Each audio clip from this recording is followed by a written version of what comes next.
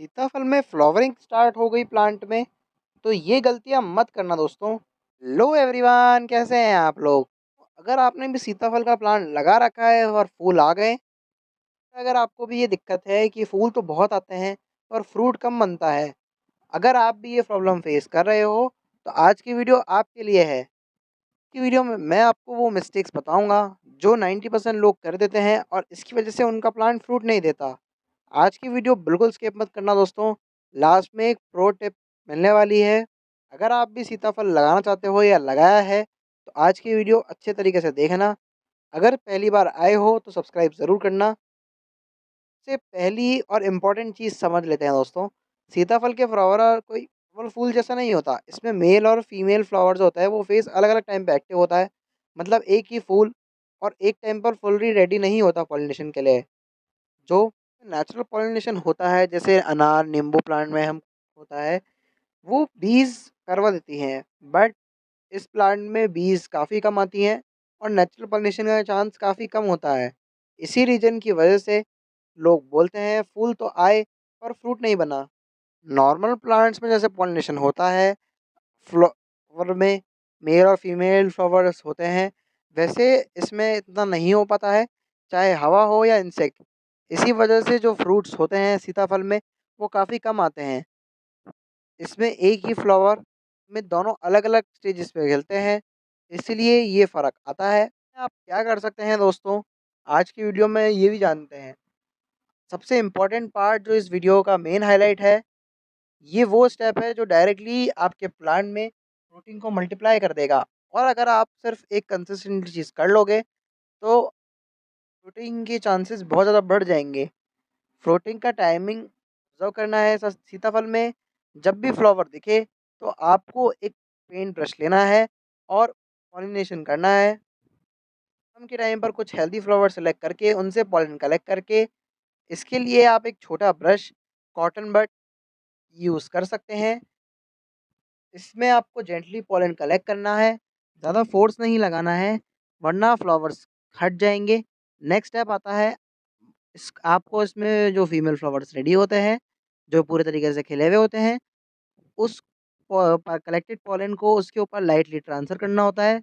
बस हल्का सा टच करना है, कोई ज़्यादा प्रेशर नहीं डालना है, वरना फ्लावर डैमेज हो सकता है। ये पूरा प्रोसेस थोड़ी देर का ही है और इससे जो फ्रूटिंग होगी, वो इतनी ज़्यादा हो जाएगी, इतनी ज़्यादा हो जाएगी।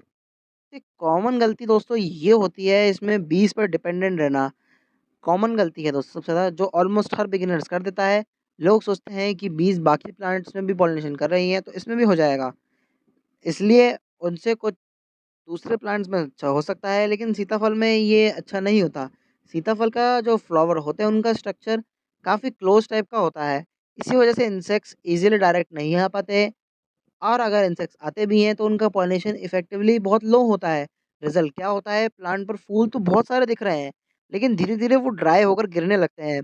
गार्डनर कन्फ्यूज़ हो जाता है, गार्डनर एक्स्ट्रा फर्टिलाइज़र देने लग जाता है, ओवर वाटरिंग करने लग जाता है और रिजल्ट एंड में प्लांट खराब हो जाता है पूरा। इस सिचुएशन में सबसे बेस्ट सॉल्यूशन है कि आप मैनुअल पॉलिनेशन ट्राई करें। ये कोई टफ काम नहीं है।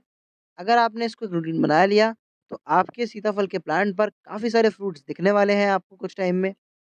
दूसरी बड़ी गलती दोस्तों वो होती है जो अननोइंगली कर देते हैं, वो है ओवर वाटरिंग। लोग सोचते हैं कि ज़्यादा पानी देने से प्लांट हेल्दी रहेगा, फ्लावर्स ज़्यादा आएँगे, फ्रूट भी बड़े आएँगे, लेकिन एक्चुअली इसका अपोज़िट इफ़ेक्ट देखने को मिलता है, स्पेशली फ्लावरिंग स्टेज पर। जब आप ज़्यादा पानी दे देते हो, तो सॉइल में वाटर लॉगिंग हो जाता है। इससे रूट्स को ऑक्सीजन नहीं मिल पाता और वो सफोकेट होने लगती है। रूट्स जब हेल्दी नहीं रहेंगी, तो प्लांट का ओवरऑल सिस्टम डिस्टर्ब हो जाएगा। फ्लावरिंग स्टेज पर प्लांट ऑलरेडी एक सेंसिटिव फेज़ में होता है। अगर इस टाइम पर आपने स्ट्रेस दिया प्लांट को, सबसे पहले वो अपने फ्लावर्स जो होते हैं उनको ड्रॉप कर देता है। ये एक नेचुरल सर्वाइवल रिस्पॉन्स है। इसलिए ये हमेशा याद रखें कि वाटरिंग कंट्रोल में रखें। सॉइल को हमेशा हल्की मॉइस्ट कंडीशन में रखें, लेकिन कभी भी इसको सॉगी या चिपचिपी सॉइल ना होने दें। ये बैलेंस बनाना बहुत ही ज़रूरी है। ड्रेनेज होल्स अच्छे होने चाहिए ताकि सारा एक्स्ट्रा वाटर नीचे से ड्रेन आउट हो जाए। सिंपल सी ट्रिक यूज़ करो, फिंगर टेस्ट, अपनी उंगली से सॉइल चेक करो। अगर ऊपर की मिट्टी ड्राई लगे तभी पानी देना, वरना पानी मत देना। अब बात करते हैं न्यूट्रिशन की, जो फ्लावरिंग और फ्रूटिंग में दोनों में सबसे क्रिटिकल रोल प्ले करता है। बहुत लोग सिर्फ पानी दे देते हैं, फर्टिलाइज़र को इग्नोर कर देते हैं, जिसकी वजह से प्लांट वीक हो जाता है। फ्लावरिंग स्टेज पर प्लांट को एक्स्ट्रा न्यूट्रिएंट्स की ज़रूरत पड़ती है दोस्तों। अगर उससे प्रॉपर न्यूट्रिशन नहीं मिलेगा, तो वो फ्लावर्स को सस्टेन नहीं कर पाएगा और उन्हें ड्रॉप कर देगा। इसलिए ये स्टेज फीडिंग के लिए सबसे इम्पॉर्टेंट होती है। इस टाइम पर स्पेशली फास्फोरस और पोटेशियम बहुत ही यूज़फुल होता है। फास्फोरस रूट्स को और फ्लावर्स को स्ट्रॉन्ग बनाता है, जबकि जो पोटेशियम होता है, वो ओवरऑल प्लांट और फ्रूट डेवलपमेंट को सपोर्ट करता है। ऑर्गेनिक ऑप्शन भी यूज़ कर सकते हो आप इसमें दोस्तों, जो है वर्मी कंपोस्ट, वो डैश या बनाना पील फर्टिलाइज़र। ये नेचुरल होने के साथ-साथ इफ़ेक्टिव भी होते हैं। सॉइल की हेल्थ को इम्प्रूव करते हैं। रेगुलर इंटरवल पर थोड़ी-थोड़ी फीडिंग करने से प्लांट स्टेबल रहता है। एकदम से हैवी डोज़ देना प्लांट को शॉक में डाल सकता है। इससे प्लांट स्टेडी एनर्जी नहीं मिल बना पाता। सनलाइट, अब आते हैं सनलाइट पर, जो एक बेसिक चीज़ है दोस्तों, लेकिन इसका इम्पैक्ट बहुत बड़ा होता है। बहुत बार लोग सही वाटरिंग और फर्टिलाइज़र दे देते हैं, लेकिन सनलाइट इग्नोर कर देते हैं, जिसकी वजह से रिजल्ट नहीं मिलता है। सीताफल एक ऐसा प्लांट है, जिसे फुल सनलाइट चाहिए होती है, मिनिमम 6 से 8 घंटे की डायरेक्ट धूप। अगर प्लांट को ये नहीं मिलता है, तो वो प्लांट वीक हो जाता है।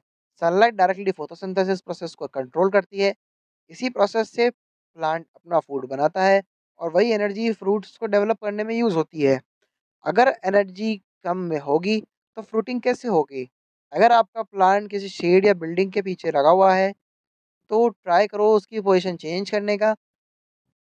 ऐसी जगह रखो जहाँ उसे मैक्सिमम देर तक सनलाइट मिले। एक बार प्लांट को प्रॉपर सनलाइट मिलने लगेगी, तो आप खुद नोटिस करोगे कि उसकी ग्रोथ जो है, वो और तेज़ी से बढ़ने लग गई है। ये एक बेसिक फैक्टर है, लेकिन इग्नोर करने से सब एफर्ट वेस्ट हो जाते हैं। अब आता है प्रूनिंग। अगर आप प्रूनिंग नहीं करते हो प्लांट की, जो प्लांट मेंटेनेंस का एक इम्पॉर्टेंट पार्ट है, बहुत लोग प्रूनिंग से डरते हैं। लेकिन अगर सही तरीके से की जाए प्रूनिंग, तो प्लांट के लिए बहुत ही बेनिफिशियल होती है। जब प्लांट में बहुत ज़्यादा ब्रांचेस हो जाती हैं, तो वो डेंस हो जाता है। इससे सनलाइट और एयर फ्लो अंदर तक नहीं पहुंच पाता है, जिसकी वजह से ग्रोथ स्लो हो जाती है और डिजीज़ का रिस्क बढ़ जाता है। इसलिए ज़रूरी है कि time to time unnecessary branches को रिमूव करते रहो। ड्राई, वीक और ओवरलैपिंग ब्रांचेस को हटाओ, आइडेंटिफाई करो और उन्हें कट कर दो अच्छे से। इससे प्लांट ओपन और बैलेंस बनेगा। प्रूनिंग का एक और बेनिफिट ये है कि प्लांट अपनी एनर्जी, प्रॉपर न्यूट्रिशन सब अच्छे से डिस्ट्रीब्यूट कर पाएगा और एक्स्ट्रा ब्रांचेस पर एनर्जी वेस्ट हो रही थी, वो अब फ्रूट्स पे जाएगी। फ्रूट्स जो होंगे उन पर फोकस हो जाएगा और वो बड़ा फ्रूट बनेगा। अब बात करते हैं लास्ट, वेदर की। वेदर एक एक्सटर्नल फैक्टर है, लेकिन इसका इम्पैक्ट काफ़ी स्ट्रांग होता है। सीताफल का फ्लावरिंग एक टाइम पर वेदर कंडीशन को थोड़ा सपोर्टिव तरीके से रिस्पॉन्ड करता है। ज़्यादा बारिश या हाई हाई ह्यूमिडिटी पर मैच हो सकते हैं, पॉलन भी मॉइस्चर खराब हो जाते हैं, जिसकी वजह से पॉलन का सक्सेस रेट कम हो जाता है। ऐसी कंडीशन में अगर आप मैनुअल पॉलिनेशन करेंगे, तो भी रिजल्ट उतना इफेक्टिव नहीं मिलेगा। ड्राई वेदर में मिलता है अच्छा सा रिजल्ट। इसलिए टाइमिंग का इसमें ध्यान रखना है दोस्तों। पॉलिनेशन जो होता है, वो प्रोसेस आपको ड्राई जब हो, नॉर्मल वेदर हो, तभी यूज़ करना है। इससे सक्सेस रेट काफ़ी इंक्रीज़ हो जाता है और फ्रूट सेट भी बेटर होता है प्लांट पर। अगर पॉसिबल हो, तो प्लांट को हैवी रेन से प्रोटेक्ट करें। ग्रीन नेट या फिर शेड नेट के नीचे रखें जब बारिश तेज़ आ रही हो, या टेम्परेरी कवर यूज़ कर सकते हैं। ये एक छोटी-सी प्रोटेक्शन है, इससे रिज़ल्ट्स काफ़ी इम्प्रूव होने लगेंगे दोस्तों। अगर आपने भी सीताफल का प्लांट लगाया है, तो आज की वीडियो आपके खूब काम आई होगी। Manual pollination, proper watering, nutrition, sunlight और प्रूनिंग, ये सब मिलकर एक कंप्लीट सिस्टम बनाते हैं। जब आप इन सब चीज़ों का बैलेंस करेंगे, तभी बेस्ट रिजल्ट मिलेगा। कुछ ही टाइम में आप नोटिस करेंगे कि फूल जो है वो फ्रूट्स में कन्वर्ट होने लग गए। सबसे इम्पोर्टेंट चीज़, कंसिस्टेंसी। कंसिस्टेंसी 1-2 दिन ट्राई करके रिजल्ट एक्सपेक्ट मत करना। रेगुलर एफर्ट से ही लॉन्ग टर्म में रिजल्ट मिलता है। ऐसी ही और इंटरेस्टिंग वीडियोस देखने के लिए सब्सक्राइब करना। मिलते हैं नेक्स्ट किसी वीडियो में, तब तक के लिए हैप्पी गार्डनिंग।